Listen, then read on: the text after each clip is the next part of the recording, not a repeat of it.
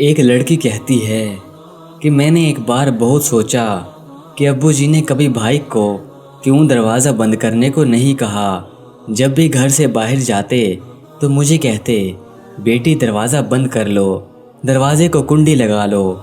بہت دن اسی سوچ میں گزرے کہ ایک دن امی جی سے پوچھا کہ جب میں نہیں تھی تب کیا ابو جی بھائی کو دروازہ بند کرنے کو کہتے تھے؟ تو اماں نے بولا کہ نہیں، تب مجھے کہتے تھے کہ کنڈی لگا کر رکھنا۔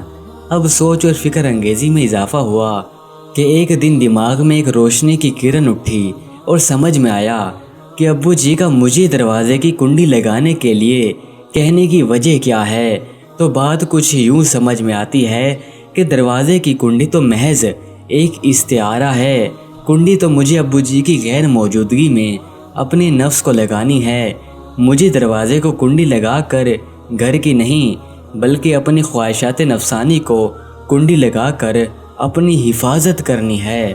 ابو جی گھر سے نکلتے ہوئے کنڈی لگا لو کہتے تو مطلب میری پیاری بیٹی تمہیں اپنی حفاظت خود کرنی ہے، کیونکہ تمہارا محافظ باپ ابھی تم سے دور جا رہا ہے۔